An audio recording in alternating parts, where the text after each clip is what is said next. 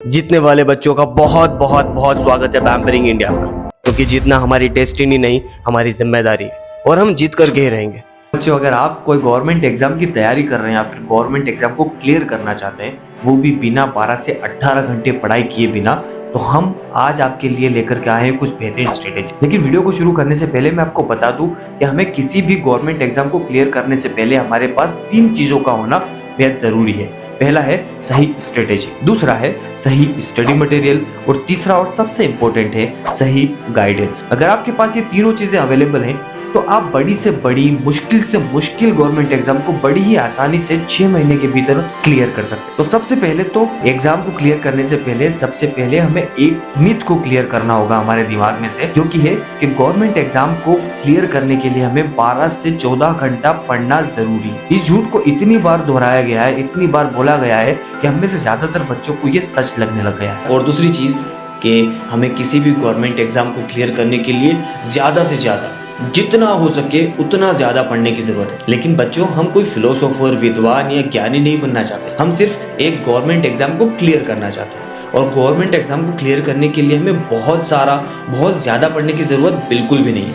हमें तो सिर्फ उतना पढ़ना है जितना कि हमारे एग्जाम के लिए जरूरी है और जितना हमारा एग्जामिनर हमसे पूछने वाला है। तो यहाँ पर बहुत सारे बच्चों का एक सवाल आता है कि हम जानेंगे कैसे कि हमें किसी भी एग्जाम को क्लियर करने के लिए कितना पढ़ने की जरूरत है। इस चीज को मेजर करने के लिए ना आपको 2 चीजों की जरूरत पड़ेगी। पहला है एग्जाम का पैटर्न और दूसरा है सिलेबस। सिलेबस के लिए आप प्रीवियस एग्जाम और उनके क्वेश्चन पेपर को ऑब्जर्व कर सकते हैं। और दूसरा पैटर्न, यानी कि एग्जाम का पैटर्न देखना होगा कि कितने क्वेश्चंस आएंगे हमारी एग्जाम में, क्वेश्चन सही होने पर कितने मार्क्स मिलेंगे और गलत हो जाने पर कितने मार्क्स काटे जाएंगे।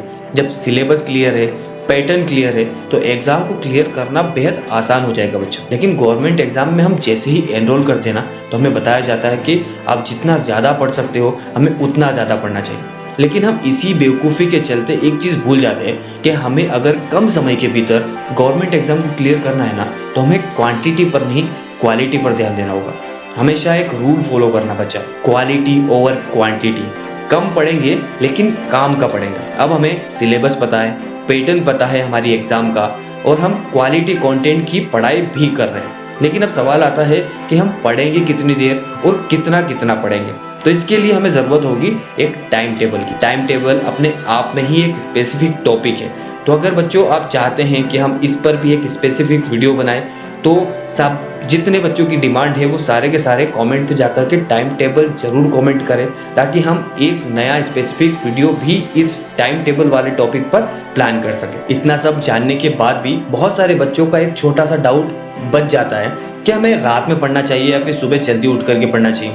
तो बच्चों, इस बात पर घबराने की जरूरत बिल्कुल भी नहीं है। हमने आपके लिए हमारे पैम्परिंग इंडिया चैनल पर इस टॉपिक पर एक वीडियो बना रखी है। उस वीडियो को जाकर के जरूर देखें कि हमें सुबह जल्दी उठ करके पढ़ना चाहिए या फिर रात में लेट नाइट तक हमें पढ़ना चाहिए। इस वीडियो को देखने के बाद आपको बहुत सारे डाउट्स क्लियर हो जाएंगे। और साथ ही साथ कमेंट करके जरूर बताना कि आप इस बार गवर्नमेंट एग्जाम को फोड़ने के लिए क्या तैयार हैं, क्या आप पूरी तरह से प्रिपेयर हो चुके हैं। साथ ही साथ इस वीडियो को अपने दोस्तों के साथ भी शेयर करना, ताकि हम सब मिलकर के एक साथ गवर्नमेंट एग्जाम को क्लियर कर सके, एक साथ आगे बढ़ सके। तो मिलते हैं अगली वीडियो में। तब तक के लिए जिंदगी को जीना जिंदा दिली से, हारना मत कभी भी बुज़दिली से। मिलते हैं अगली वीडियो में, तब तक के लिए धन्यवाद, टाटा, बाय बाय।